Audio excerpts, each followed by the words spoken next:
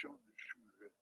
Mais ils oublient que l'action du sujet, c'est justement l'action sur les objets, et qu'il n'y a par conséquent interaction et pas action à sens unique. Autrement dit, je ne suis ni empiriste,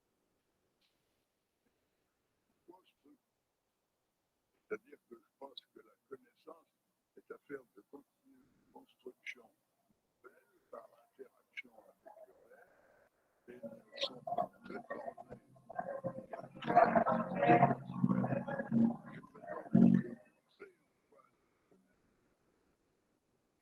Bueno, esto es un poco la idea de lo que hablábamos ayer. ¿Se acuerdan cuando hablábamos y preguntaban de por qué era un constructo social?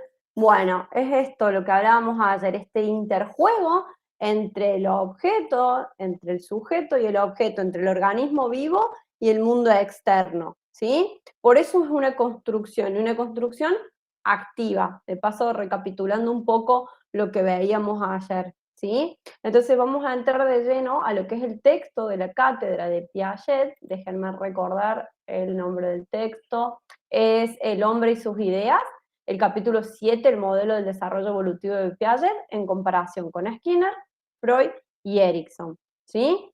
Entonces, me habían dicho que les pintaba más las presentaciones, así que hice una nueva presentación para que podamos apreciarlo mucho mejor. ¿Quedó clara la idea de por qué constructo social, por qué construcción y cómo se da este interjuego entre el objeto y el sujeto? ¿Por qué Piaget no es empirista sino constructivista? ¿Por qué hablamos de epistemología genética? ¿Quedan claras un poquito esas ideas?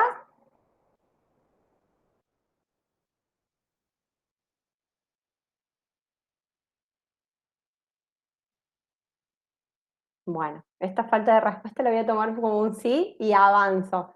Si no, me detienen ustedes, saben que me detienen, frenamos, pueden preguntar. Así que, Jennifer, bueno, ¿querés contarme o escribir un poquito qué es lo que no entendiste sobre este interjuego entre relación y objeto, o por qué Piaget no es empirista ni innatista?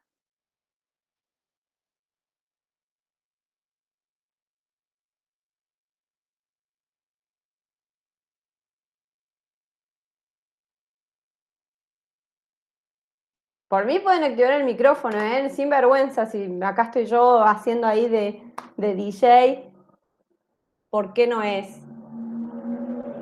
Quería saber qué es lo que se habló ayer porque no estuve.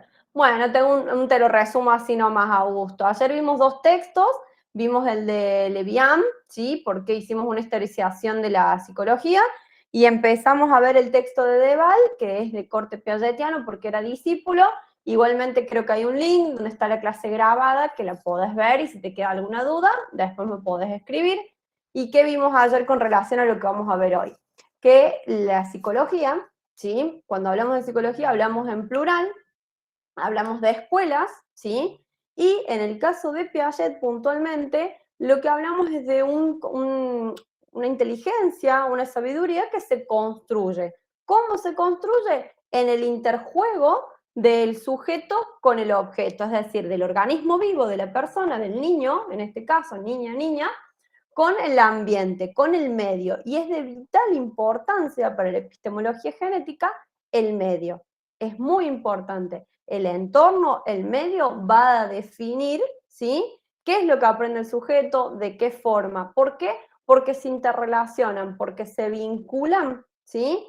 En lo que son los procesos que llama Piaget asimilación, acomodación, adaptación. Que de igual forma ahora lo vamos a volver a ver. Así que voy a volver a presentar, ténganme paciencia que la tecnología nunca fue muy fuerte. Les preparé, como ayer dijeron, que les servía más hacerlo directamente con una presentación, preparamos otro presi para poder explicar mejor. ¿Se acuerdan? Este era Piaget. Vamos acá. Genial.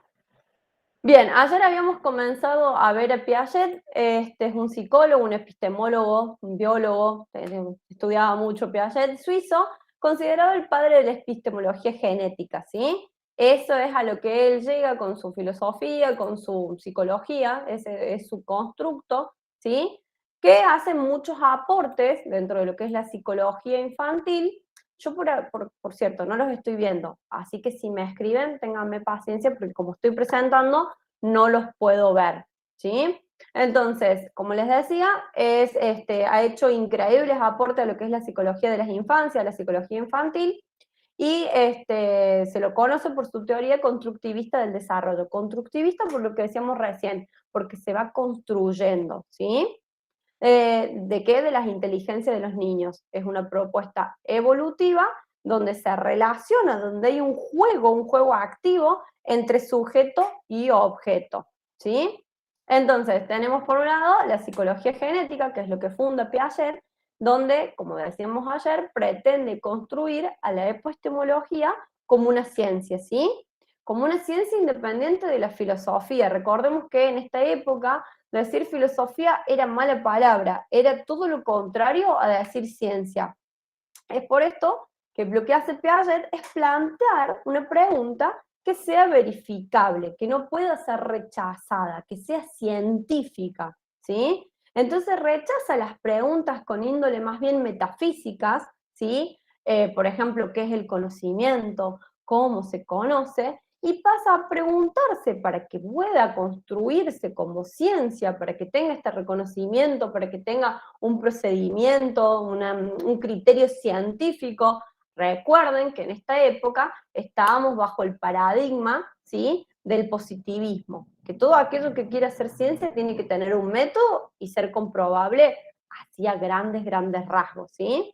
Entonces la pregunta que se plantea Piaget es, ¿cómo se pasa de un estado de menor conocimiento a un estado de mayor conocimiento? ¿Sí? Hasta acá, vamos menos recapitulando lo que habíamos visto ayer, ¿me siguen? Yo sigo si no me Sí, profe. frenan. Mortal. Y de paso, como es viernes, los libero temprano en compensación de lo que pasó ayer. Entonces, esa es la pregunta en la que va a girar en torno todo lo que es Piaget, ¿bien? Esta pregunta de criterio científico epistemológica. Entonces, propone el modelo evolutivo. Vamos a repasar un poquito lo que vimos ayer, ¿sí? Que era asimilación, equilibrio, nueva situación, desequilibrio y acomodación. ¿Bien? ¿Se acuerdan un poquito? ¿Alguien se anima a hablar o lo vuelvo a explicar yo?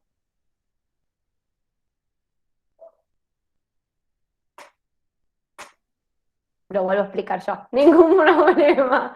Bueno, habíamos dicho que el organismo, si hay equilibrio, si está tranqui-panqui, no se mueve, ¿sí? Toda actividad se origina por un desequilibrio. Solo cuando hay una necesidad, el organismo es impulsado a moverse, ¿sí? Entonces, ocurre algo que pone al organismo en desequilibrio y eso lo que hace es que el organismo, que el ser vivo, el niño, la persona, tenga que moverse para poder solucionarlo. Y acá tenemos lo que es la adaptación. Empezamos de lo último a lo más primero. La adaptación es el intercambio que se da del organismo con su medio en pos de una búsqueda de un equilibrio, ¿sí? Habíamos dado el ejemplo, estoy acostado por dormir la siesta, entra un rayo de sol, el entorno, el ambiente, me repercute, me ocasiona un malestar, en este caso molestia en los ojos. Entonces, ¿qué hace el organismo? Tiene que hacer algo con esta situación. Me levanto y cierro las cortinas, me levanto y no duermo la siesta, me pongo una almohada en la cara. Esa asimilación es la acción del organismo sobre su medio, ¿sí? Aquí es donde hay una incorporación, ¿bien? Y por último viene la acomodación, que es la modificación del organismo que se originó por causa del medio, ¿sí? Una situación, un desequilibrio, un malestar que me llevó a tomar una acción, ¿sí?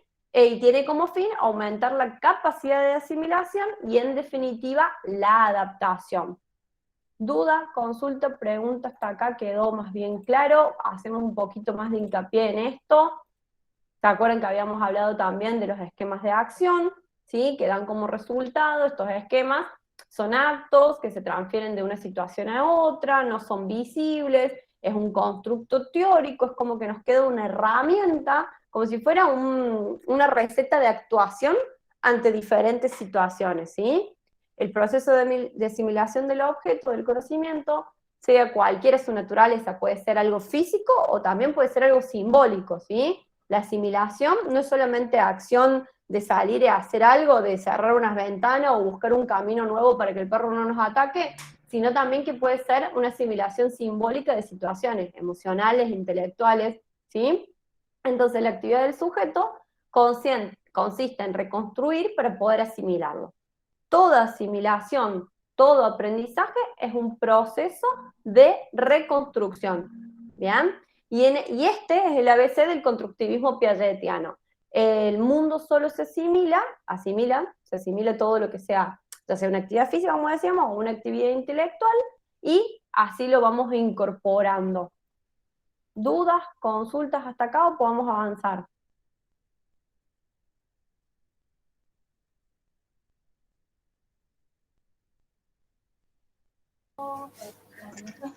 Profe. ¿Sí? Espere. ¿Ahí se me escucha? Sí, se te escucha con retumbe, pero se te escucha. Sí, es verdad. Creo que ahí está.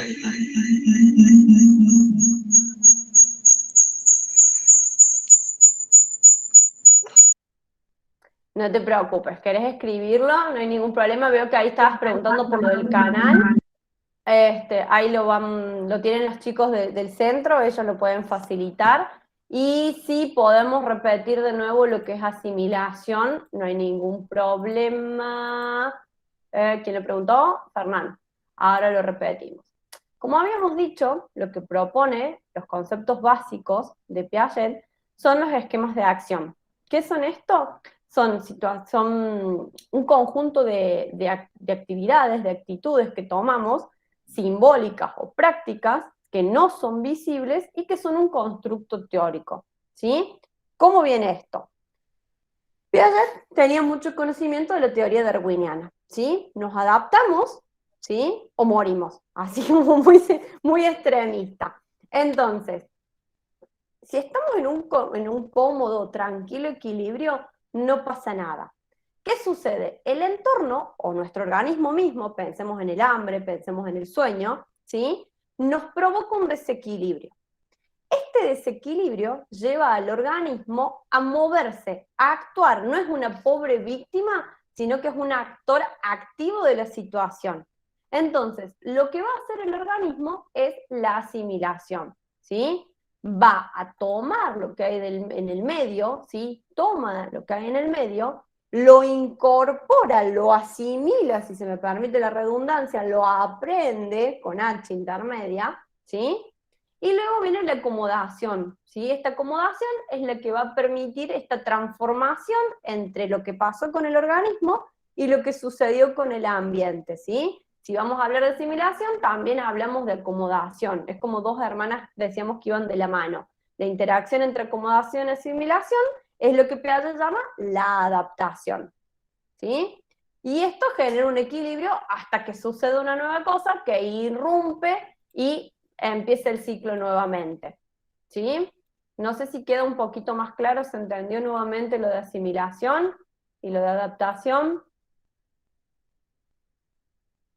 Si no repetimos, si bien adaptación es el intercambio del organismo con su medio en pos de una búsqueda de equilibrio, la asimilación es acción del organismo sobre su medio.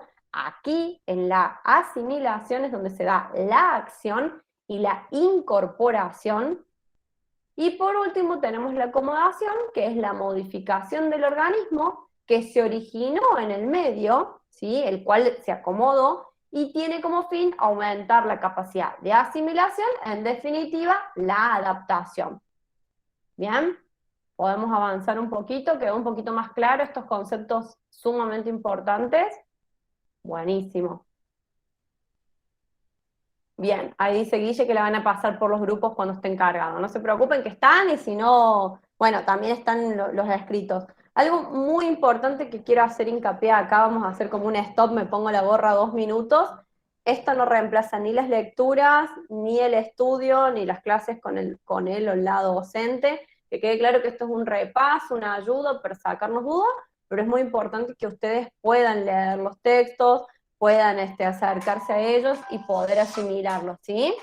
Bueno, entonces, me saco la gorra y continuamos, pero es muy importante que lo sepan, que no reemplaza, que el estudio siempre está bueno y la lectura que uno hace del texto es muy enriquecedora y llena un montón, ¿bien?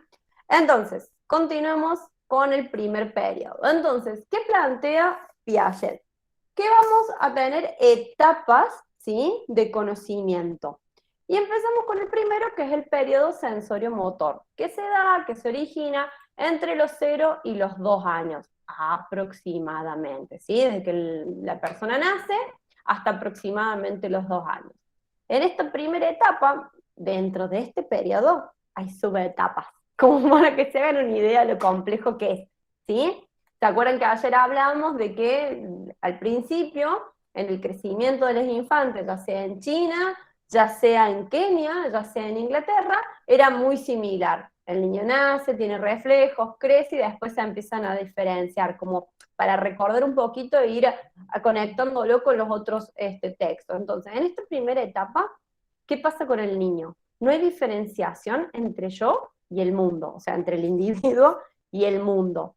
¿Bien? Esto es muy importante. El niño no distingue entre él mismo y el resto del mundo. Es una organización relativamente coherente, ¿sí? Y acá empieza a haber, ¿sí?, de a poquito y cada vez a más, acciones sensorio-motrices, ¿sí? Esta es la forma en la que el infante, el pequeño, se vincula con el mundo.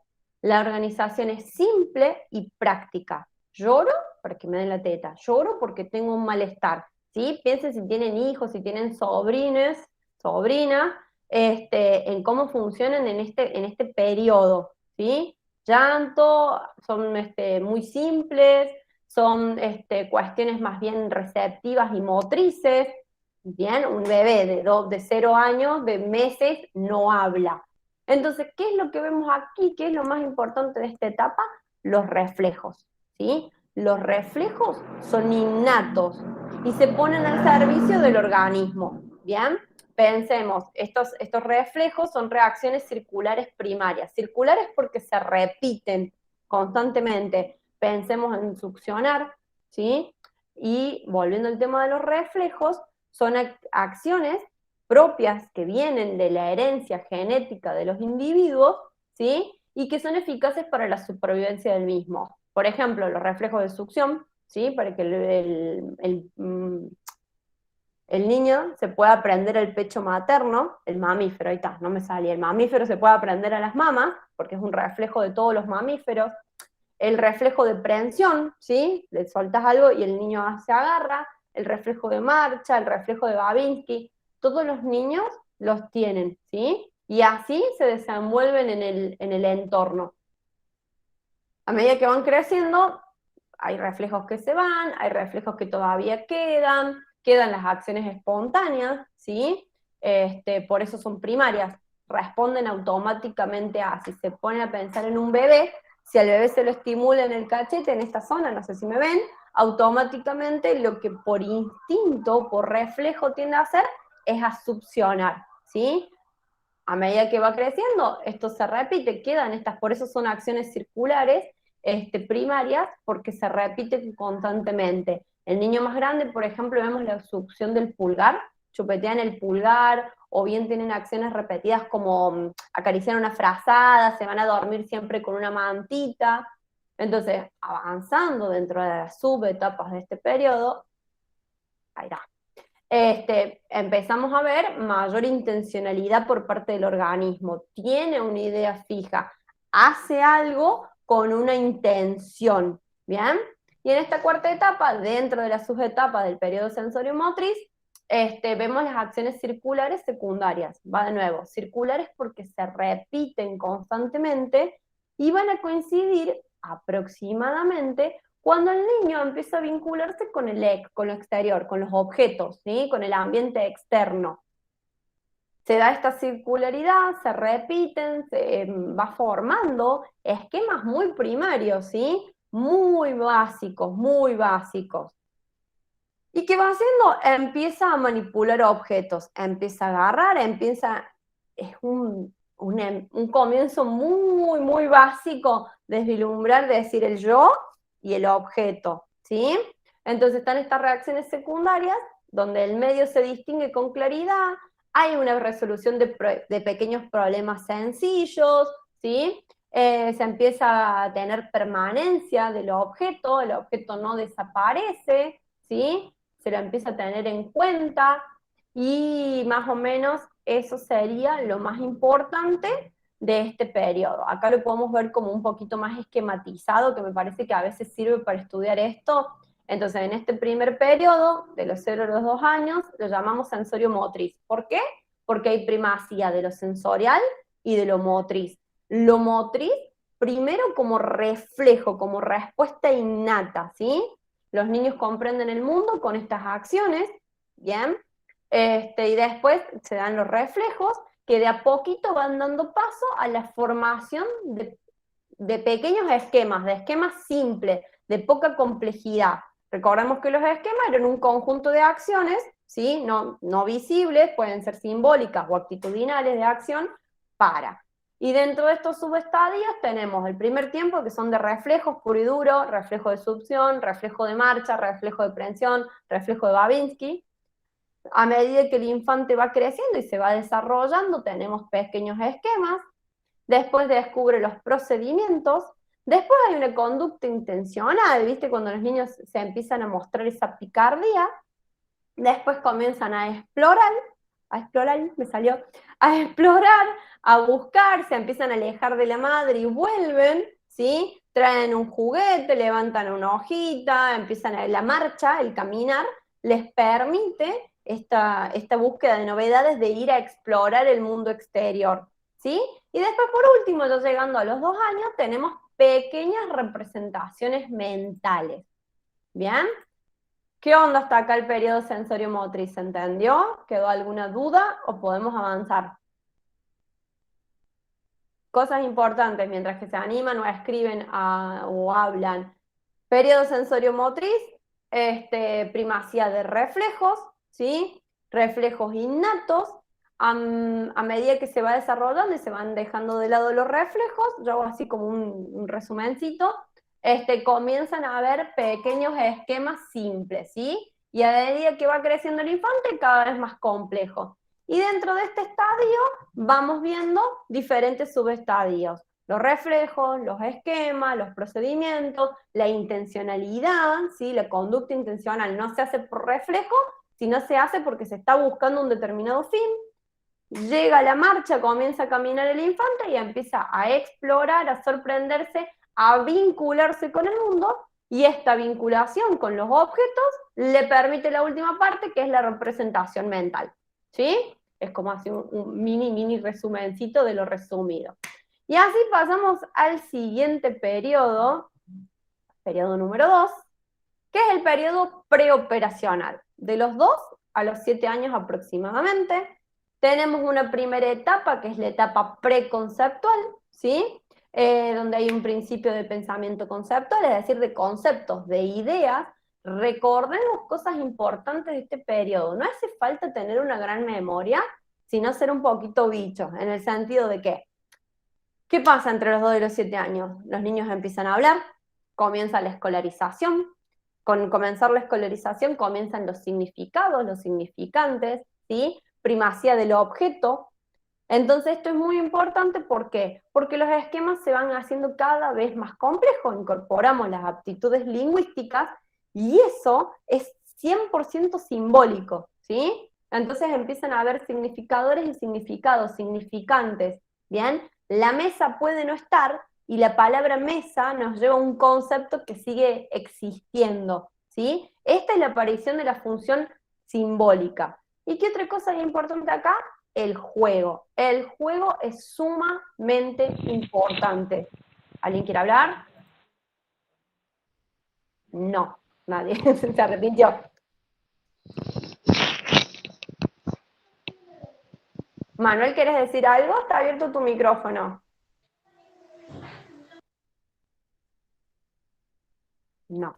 Buenísimo. Bueno, entonces sigo. ¿Qué estábamos?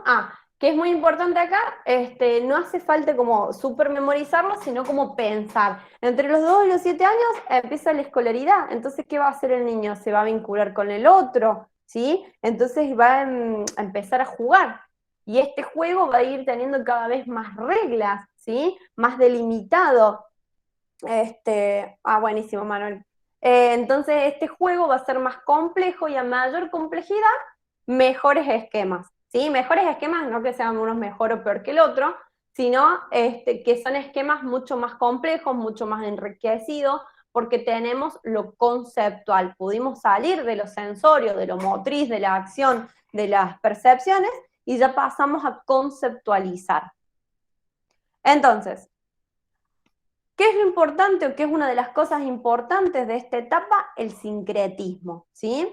Los niños en esta etapa tienden a agrupar los sucesos o los ítems en una cosa toda junta, toda confusa, sin forma. Me da mucha gracia porque el texto pone el ejemplo de la cocina.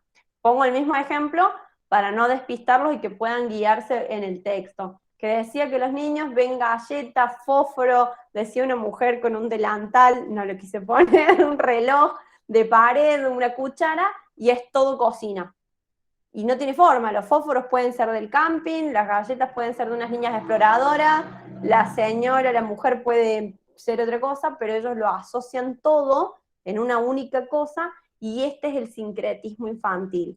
¿Y que por qué se caracteriza este pensamiento preconceptual o en búsqueda de un concepto? Es egocéntrico, ¿sí? Los niños en esta etapa piensan en función de su propio punto de vista, ¿sí? Si, por ejemplo, pensémoslo para bajarlo a algo un poco más real, más de lo cotidiano. Cuando los niños están peleando, no, yo no fui, o sea, esa cuestión de como yo no lo vi, como yo no lo hice, como yo no estaba, eso no existió. Entonces no pueden ponerse en el lugar del otro, no pueden pensar desde otra visión que no sea la propia. No porque no quieran, no porque sean malcriados, no porque sean malos, va a decir Piaget, sino porque no han avanzado en los periodos. Todavía están en un periodo preconceptual, ¿sí? Entonces su pensamiento no es crítico. ¿Y cómo es Piaget de este pensamiento en este momento? Es centrado, ¿sí? Se enfoca en una dimensión, en un aspecto particular, ¿sí? No son multitasking, no pueden hacer una meta representación del pensamiento, sino que se centran en una sola cosa. Y dentro de la primera etapa en este periodo, la segunda etapa, perdón, de los 4 a los 7 años, tenemos la etapa intuitiva, ¿sí? Que es una construcción de pensamiento un poquito más compleja que de los 2 a los 4, ¿sí? Y que va a ir desarrollando esta capacidad de conceptuar. A ver si puedo mostrarles. Vamos a salir un poquito de acá y tengo otro videíto para que podamos entender un poco esto y cómo lo plantea Piaget. A ver si es este. Denle un segundito que está cargando y va a cargar una publicidad. Bueno, si me permiten el errorcito, no hay cuenta premium de YouTube por estos lados. Pero está buenísimo para entender lo que vimos ayer y un poquito de esta idea.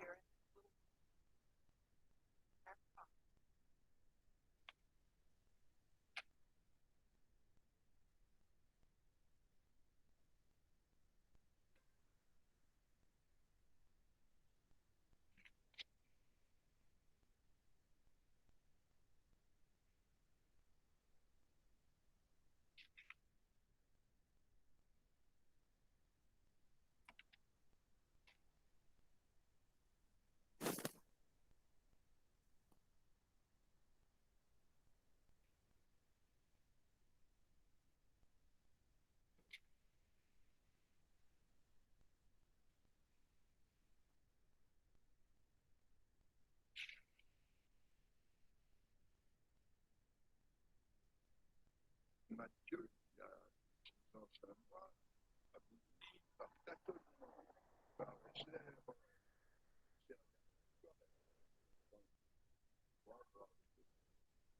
n'a pas programme comment à construire dire sa série, se rapproche donc de la série sans l'avoir encore atteint. You do it. We just have to take the littlest one where it's the biggest Where's the littlest one? one. This one. This one? And the biggest one? This one? First I'm going to stand them all up. Ahí podemos ver, ¿sí? Lo que estábamos hablando recién. Mateo es un niño de 6 años, o sea que podríamos decir que está justamente en este periodo que estamos hablando, logra resolver el ejercicio planteado, donde tenía que acomodar desde el palito más pequeño al palito más grande, pero sin un plan concreto, va probando, ¿sí?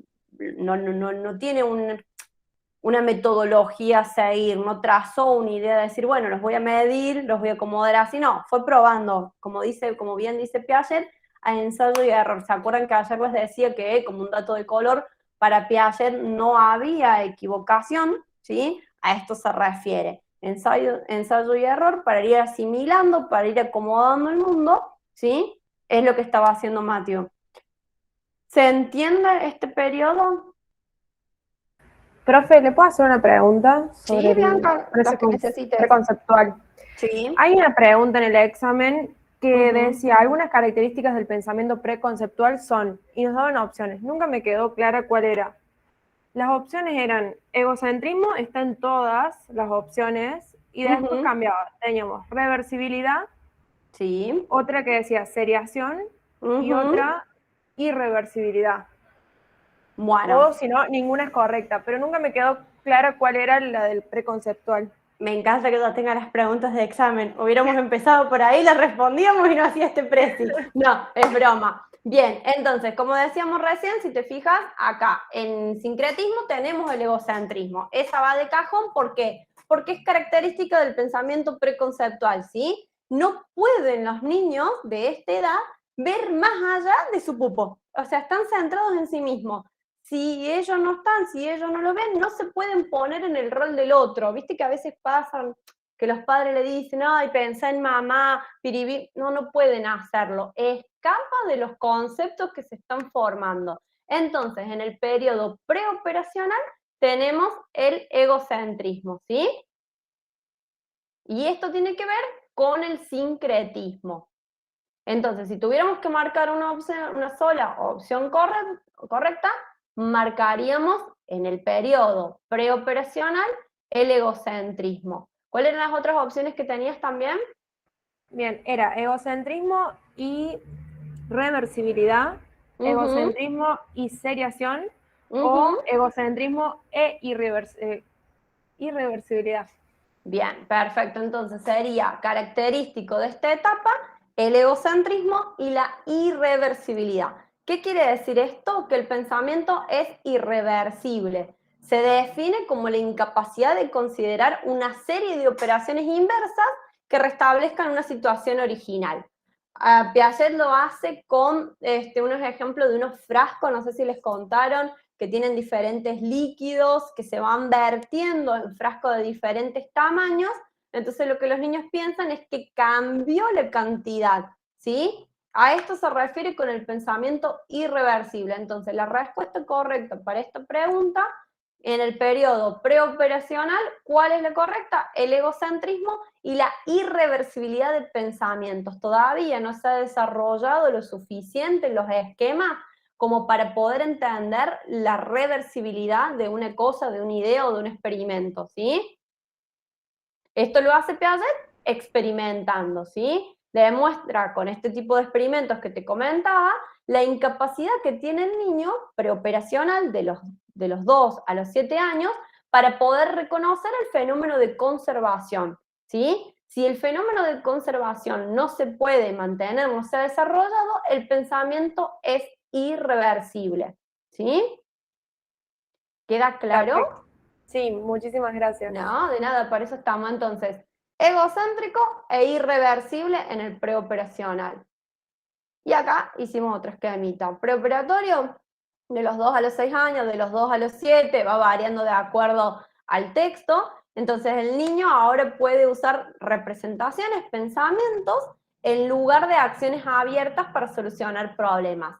Básicamente, como el ejemplo de Matthew, logra responder al cuestionario, a la pruebita que le estaba haciendo la entrevistadora, pero ensayando, a prueba y a error. No tiene un plan, no tiene un esquema formado de cómo va a responder esa tarea, ¿sí?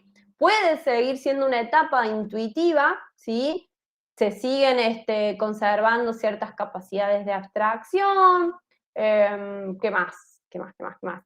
De a poquito, a medida que va avanzando, ¿sí? Va empezando a ajustar estas cosas y a tener conceptos más definidos, puede empezar a vislumbrar la trampa. Es muy importante, si lo ponen en YouTube lo van a ver, está lleno de experimentos de Piaget. Piaget experimentaba con los niños.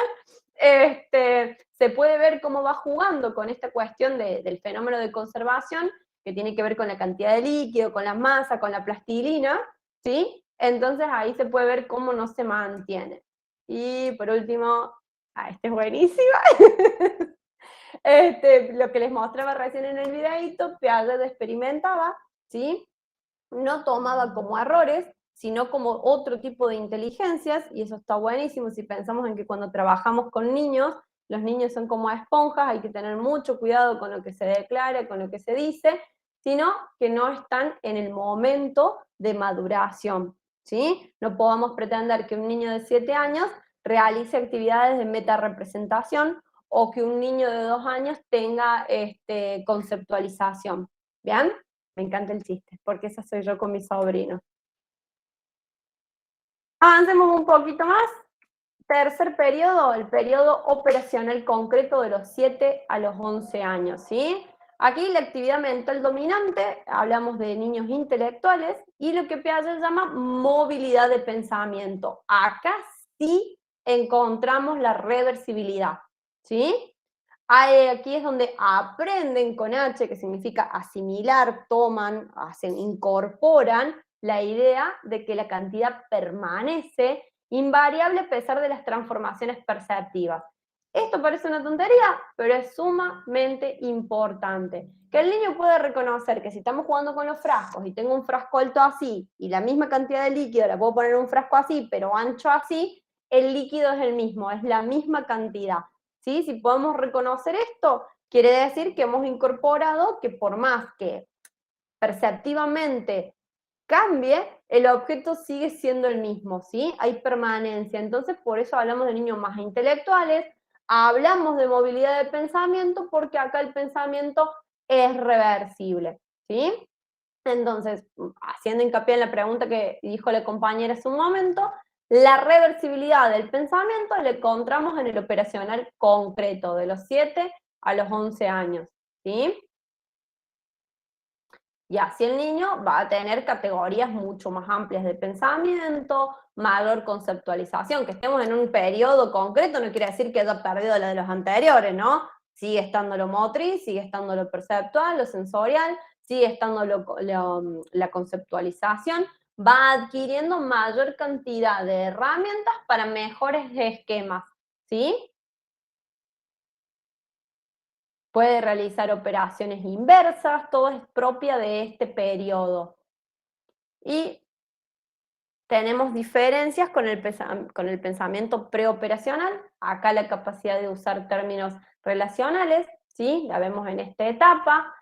Por ejemplo, esto es más oscuro que esto otro, esto es más grande que esto otro, esto es más alto que esto otro, ¿sí? Puede resolver problemas que tienen que ver con lo relacionado con los objetos materiales. Más grande, más alto, más esto, menos lo otro, ¿sí? Empieza a haber como un preludio de la lógica. Si A es más pequeño que B y B es más pequeño que C, entonces A empieza a ver como esta lógica, ¿sí? La actitud de distribución de objetos en función de la dimensión cuantitativa, es decir, la seriación se da en este momento, ¿sí? Es decir, poder distribuir los objetos en función de dimensiones cuantitativas, ya sea de peso, ya sea de tamaño, ya sea de cualquier escala ordinal, ¿sí? La seriación, lograr la seriación, es que quiere decir que está instaurada la habilidad conceptual. Y esta seriación es decisiva para poder entender, para poder comprender las relaciones entre un número y otro. Esto es más grande que esto, y es un requisito fundamental para el pensamiento matemático, ¿sí? Y la matemática es algo muy importante. Y acá comenzamos a ver las representaciones mentales, ¿sí? Con dudas, consultas hasta acá. Yo, profe, no entendí bien qué es la seriación. Bueno, volvamos un poquito. La seriación, ¿viste lo que estaba haciendo Mathieu en el ejemplo? Que estaba acomodando palitos del más chiquito al más grande. Bueno, eso es una seriación. Y poderlo hacer es una habilidad conceptual, ¿sí? Que tiene que ver con la matemática. Este palito es más grande que este y este es más chiquito que este. Eso es la seriación, poder ordenar en series. ¿Y qué tiene que ver esto? Cuantitativamente, con lo matemático, ¿sí? Y este pensamiento, adquirir este requisito, tener este requisito de la seriación, que es una habilidad conceptual, es un requisito necesario para que el infante pueda empezar a pensar una matemática preliminar. Es un pensamiento matemático, ¿sí? Porque es cuantitativo, habla de cantidad. Entonces, seriación, pensemos en el videíto de Matthew, ordenando los palitos, es el número 1, 2, 3, 4, eso es una seriación. A, B, C, D, eso es una seriación. El chiste se contó solo, perdón. Entonces, ¿queda claro lo de la seriación? Sí, entendí. Buenísimo. Y por último, habíamos dicho las representaciones mentales, que es una serie, pero de acciones, ¿sí? Por ejemplo, tiene que ver el recorrido que realiza el niño para ir a tal sitio, ¿sí? Distinguir entre la casa de mamá y la casa de papá. La casa de mamá está en este barrio, la casa de papá está en este otro. Es decir, que puede construir un camino de antemano. Si quiere ir al kiosco a comprarse un helado, tiene que salir de la casa, doblar a la derecha, cruza la calle, entonces ya está trazando, ya está pensando un camino antes de salir a la calle. Ya hay una estructura, ¿sí? Ya hay una organización, una función concreta, ¿sí? Puede pensar, para hacerte una idea, como un pensamiento futuro. Y acá el esquemita, operaciones concretas de los 6 a los 12 años. Con las operaciones concretas el niño adquiere un sistema de acciones internas mentales necesarias para la resolución lógica de problemas. Cuarto y último periodo, el de operacional formal, ¿bien? Que se da entre los 11 y los 15 años. Acá ya tenemos razonamiento hipotético deductivo, ¿sí? Es decir, podemos hacer hipótesis, podemos deducir, es decir, que ya hemos adquirido todo lo anterior. Ya conceptualizamos, ya tenemos un pensamiento reversible, ¿sí? Entonces podemos trabajar con cuestiones lógicas, con un pensamiento proposicional. Hay un análisis combinatorio para resolver problemas específicos, es decir, que podemos hacer una combinación de ideas para resolver algo. Hay reglas simplificadoras, no son como los niños, no tienen este pensamiento mágico, este pensamiento fantástico, sino que hay un pensamiento algebraico, matemáticas superiores, ya tienen adquirida la seriación, ya puede hacer analizar un conjunto de hipótesis posibles, ¿sí? Puede verificar la validez de las mismas, es decir, que estamos en operaciones formales porque tienen que ver con la lógica, con la matemática, ¿sí? Y lo más importante de todo, una de las cosas que más le interesa a Piaget, pensando que él esto todo lo hace con una cuestión social, es que el sujeto se empieza a pensar a sí mismo como un miembro de esta sociedad.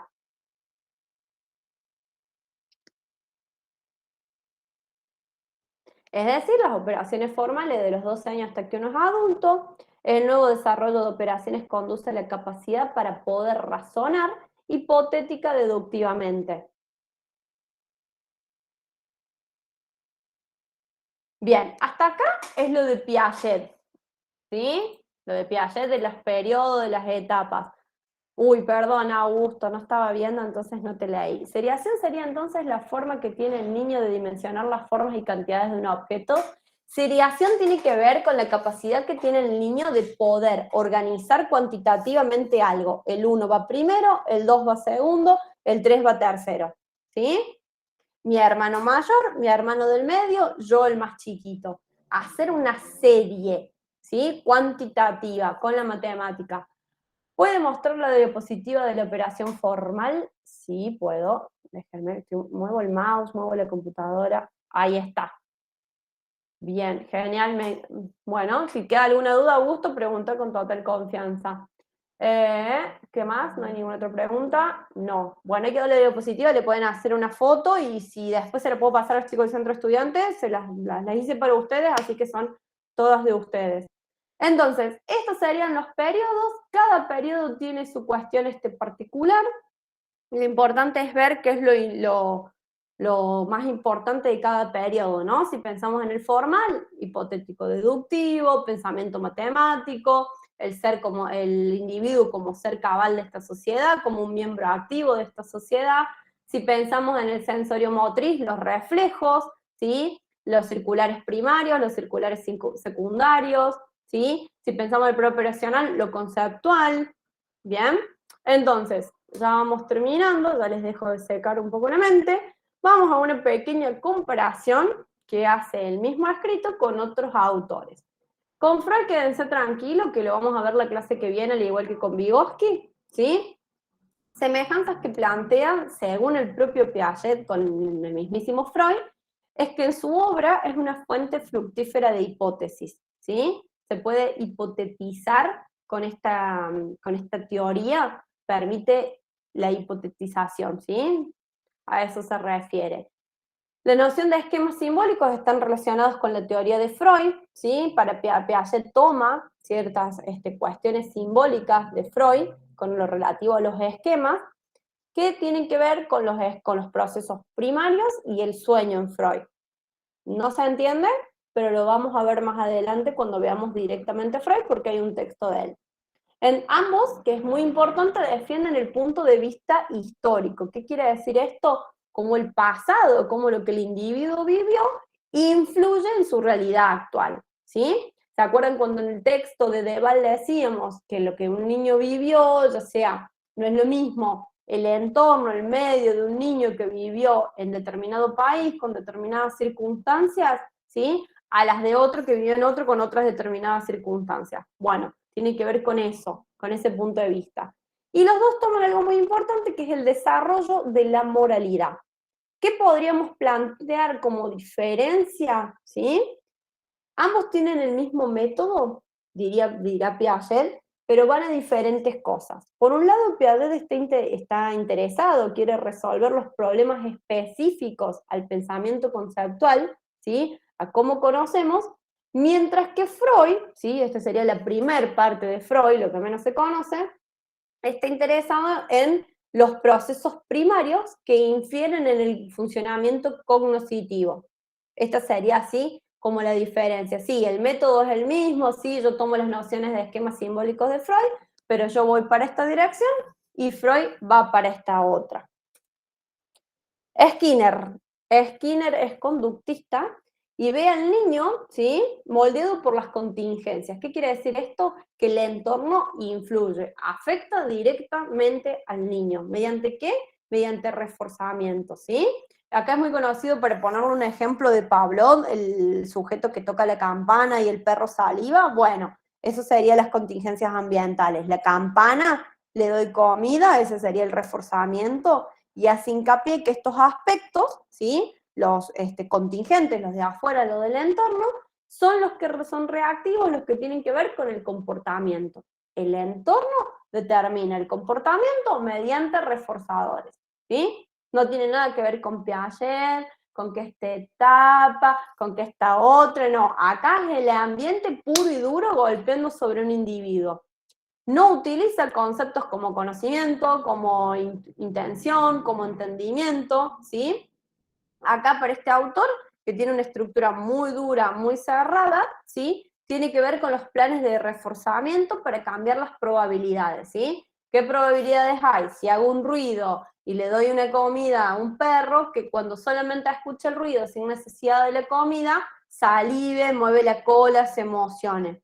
Estas son las diferencias más radicales entre ambos autores. ¿Y cuáles son las semejanzas? Que ambos autores toman lo histórico, ¿sí? Es decir, que el comportamiento se va a ir modificando progresivamente por el encuentro con el ambiente. Y el cambio del comportamiento, el cambio comportamental, es para mejor manejo del ambiente, ¿sí? Entonces, ¿cuáles son las semejanzas? Lo histórico. ¿Lo histórico en qué sentido? De la relación, del encuentro del sujeto con el ambiente. Y este encuentro, ¿sí?, se hace en pos de poder tener un mejor manejo. Todo cambio que realice el individuo en su conducta va a ser para tener un mejor manejo del ambiente. Y por último, el más fácil de todos, que es Erikson, que no tienen nada, nada en común, muy poco. Acá todas son diferencias. ¿Por qué? Porque este autor trabaja mucho la cuestión infantil, pero lo trabaja desde otra visión, ¿sí?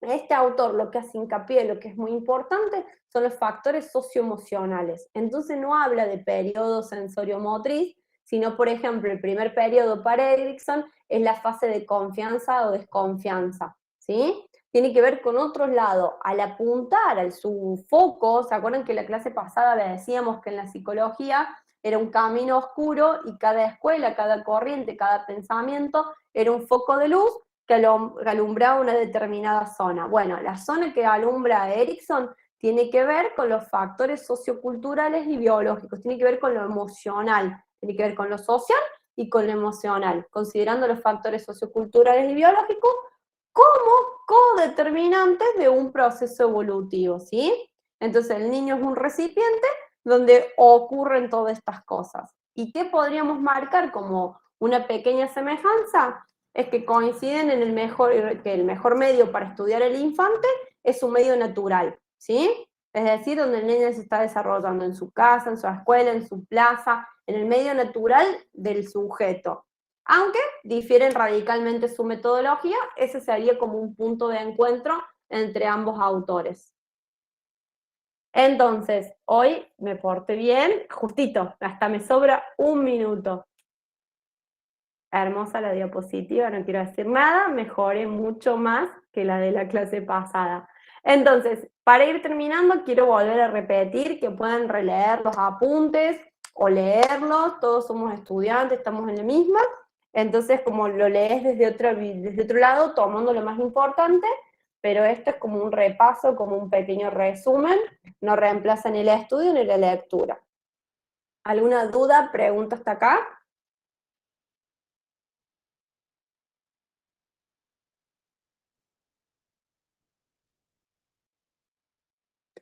No tengo ni idea, Nicole, si hay un grupo de WhatsApp.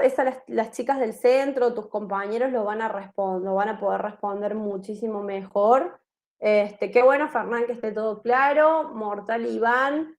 Les invito a releer el texto, está bastante accesible ese texto de Piaget, y ahora teniendo las diapositivas, no sé si le sacaron fotos y después se la pasa a la chica del centro, como que van a encontrar más rápido las palabras, y es eso, hacer un esquema de decir, bueno, intuición está en este, reflejos está en este, conceptos está en este, hipotético deductivo está en este.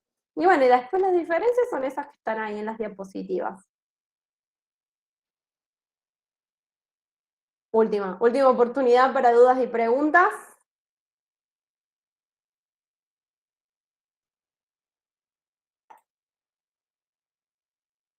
Sí, ¿qué pasa con el periodo operacional formal?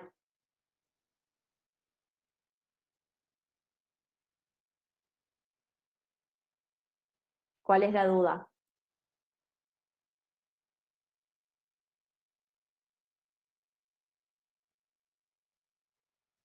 Uy, a ver, esperen que leo. Profe, tengo 3 preguntas de examen. Tenemos 10 monedas de 1 peso y un billete de 10 pesos. Repartimos las monedas de un niño y al otro le damos el billete. El niño del billete de 10 sale llorando quejándose de la parte que le tocó. ¿En qué periodo del desarrollo cognitivo se encuentra este niño? Operación formal, sensorio-motor, operacional concreto, operacional. La parte del pensamiento proposicional no lo entendí. Bueno, vamos de nuevo a la diapositiva. Ah, esperen que no estoy presentando, qué gracioso. Bueno.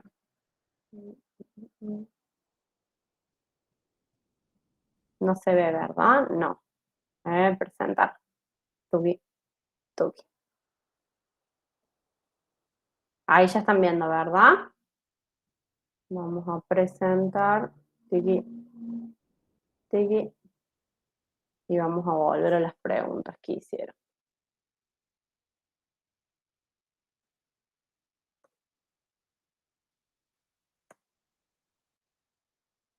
Esperen, pues me voy a volver loca. Acá, preoperatorio.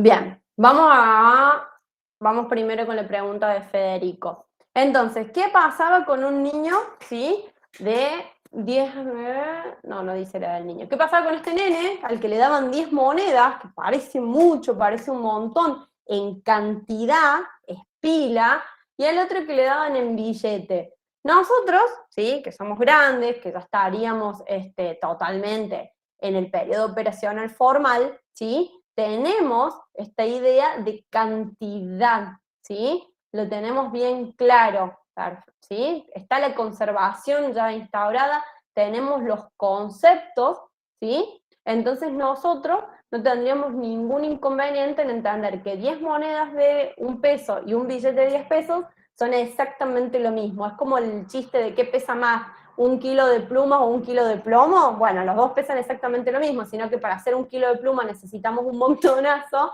y para hacer 1 kilo de plomo muy poquito. ¿Bien? Entonces, este niño que no puede entender esto mismo de la cuestión de que 10 monedas son lo mismo que un billete, lo situaríamos en el periodo preoperacional. ¿Por qué? Porque no está la habilidad de haber construido símbolos, ¿sí? Recién está empezando a distinguir entre significadores y significantes, algo muy primitivo, ¿bien? Todavía no puede entender que es lo mismo. La aparición de la función simbólica es muy chata, muy en sus orígenes, ¿sí? Entonces lo situaríamos ahí. Y por otro lado, la otra pregunta, la del pensamiento proposicional no lo entendí, en relación al periodo operacional formal. Vamos al periodo operacional formal.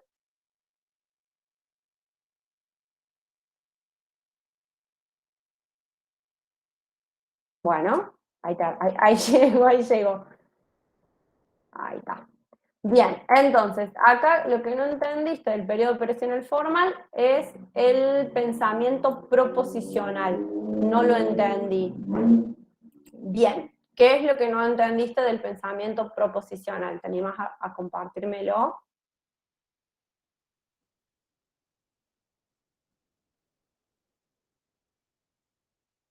Bueno, tiene que ver, a ver si escribiste porque no te puedo ver. Bueno, tiene que ver con el pensamiento lógico, por eso es formal, por la forma, no, por la lógica, ¿sí? Entonces, ¿qué tiene que ver con las proposiciones? Las proposiciones lógicas. Una proposición lógica es esto: A es mayor que B, y B es mayor que C, entonces C es mayor que A. A eso se refiere con lo proposicional, ¿sí? Tiene que ver con el poder hacer un análisis combinatorio para resolver estos problemas específicos. Si A es más grande que B, y B es más chico que C, entonces C, en relación a A, tiene que ver con esto, ¿sí? Tiene que ver con poder utilizar todas las herramientas para hacer un análisis. Y también tiene que ver con poder simplificar, con no tener un pensamiento mágico. A eso se refiere con las operaciones formales. No sé si respondí a tu pregunta. A ver, Augusto, ¿cómo es eso que empieza a pensar o entender dónde está ubicado en la sociedad o en general? Bien, perfecto. ¿Qué tiene que ver esto? Que toma conciencia, puede salir del egocentrismo, puede salir de sí mismo, puede ver el mundo desde la visión del otro, ¿se acuerdan que eran cosas que no podíamos hacer? Entonces puede empezar a pensarse como un ciudadano. Ha madurado lo suficiente, pensar que estamos hablando de adolescentes a adultos, entonces ya se convierten en miembros activos de esta sociedad. El sujeto puede verse como partícipe de la sociedad, el sujeto puede verse como que su acción influye, afecta, impacta en la sociedad y tiene que ver con él mismo. A eso se refiere con entender que está ubicado en la sociedad.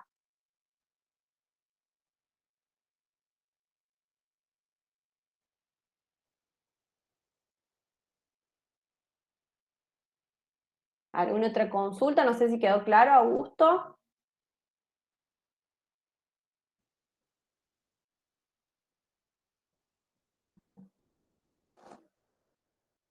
Bueno, si entonces no hay más preguntas y no hay más consulta, espera. O sea, que sabe, dame un segundo. O sea que sabe que no es el único y que hay reglas tanto básicas como complejas de seguir y eso hace que el niño o niña entre en una forma de vida dentro de la sociedad. Bien.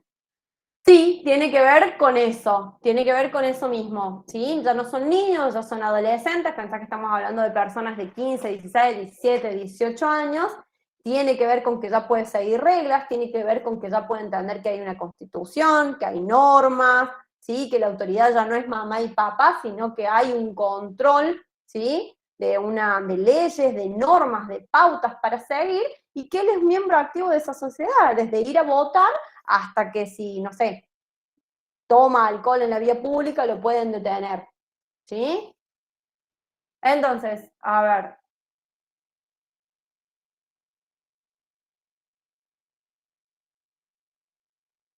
Bueno, buenísimo que se entendió.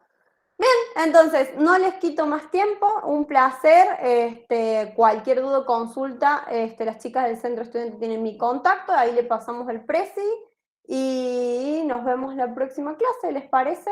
Hacemos Vygotsky y hacemos Freud. No sé si hay alguien del centro, si van a seguir grabando.